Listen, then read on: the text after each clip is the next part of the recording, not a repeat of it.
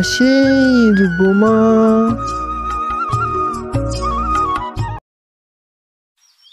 এই ওঠো, ঈদের আর কয়েকটা দিন বাকি, এখনো কোরবানির গরু কেনা হয়নি।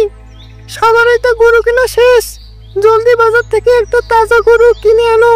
হ্যাঁ, তাহলে তুমিও চলো। কেন গো, আমি কেন যাব? আরে একা একা হাটে গিয়ে কি করব? ওসব গরু ঘোড়া টানাটানি করবে কে? ওসব টানাটানির জন্য তোমার শালাকে নিয়ে যাও।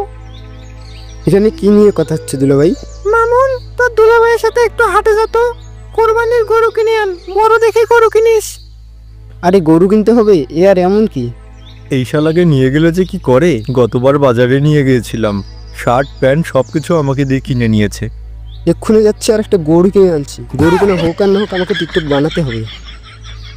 এরপর গরু কেনার উদ্দেশ্যে শালা এবং দুলাভাই হাটের দিকে রওনা দিল। আসেন ভাই, আমাদের গরুগুলো দেখে যান। এরকম গরু আর হাটে একটাও পাবেন না। মামা, গরু তো ভালোই মনে হচ্ছে।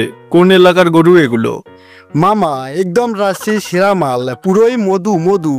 তা তো ঠিক আছে মামা, কিন্তু ঈদের এত আগে গরু কিনছি, বাসায় গিয়ে কোনো ঝামেলা করবে না তো? দূর মামা, ঝামেলা করবে কেন? এ তো শিক্ষিত গরু, রাজশাহী বিশ্ববিদ্যালয়ের মাঠে ঘাস খেয়ে বড় হয়েছে। তা ঠিক আছে মামা, কিন্তু দেখে তো মনে হচ্ছে গরুর মাংসের চাইতে চর্বি বেশি। আরে মামা, গোছ হবে না মানে? মালের হোগাটা দেখছেন? এত বড় হোগা আর হাটের মধ্যে নাই। হোগা দুটাই তো এক মন। ঠিক কইছেন মামা, মাল কিন্তু সেই। দাম কত রাখবেন? মামা, দাম চাইলে তো অনেক চাওয়া যায়। আপনি সাদা গরুটা 2.5 লাখ টাকায় দিয়েন। মামা, গরুটা তো ভালোই দেখলাম, কিন্তু দাম একটু বেশি বললেন। দূর মামা, ঈদের বাজার তো এমনিতে অনেক চড়া। একটু কম সম করে বলেন, আমরা নেওয়ার চেষ্টা করি। আচ্ছা, আপনি এত করে যখন বলতেছেন, ঠিক আছে, 2,30,000 দিয়েন। দূর মামা, এত গল্প বাদ দেন। আমি আপনাকে একবারে গুনে গুনে 2 লাখ দিচ্ছি। 2 লাখ টাকার মধ্যে দামটা ফিক্স করেন, টাকা নেন, গরুটা দেন, তাড়াতাড়ি বাসায় যাব। শেষ পর্যন্ত তারা 2 লাখ টাকার মধ্যে কোরবানির গরু কিনতে সফল হয় এবং শালা ও দুলাভাই মিলে বাড়ি যাওয়ার পথের উদ্দেশ্যে রওনা দেয়। কিন্তু গরুটাকে বাড়ি নিয়ে যাওয়ার সময় তারা পড়ল মহাবিপদে। গরুটা কিছুতেই তাদের সাথে যাচ্ছিল না। এভাবে চলতে চলতে তারা একসময় ক্লান্ত হয়ে পড়ে।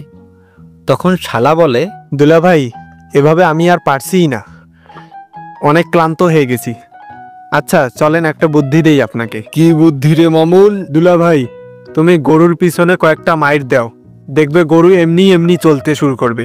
তখন আর আমাদের এভাবে এত কষ্ট করে ওকে টেনে টেনে নিয়ে যেতে হবে না, এটাই ভালো হবে।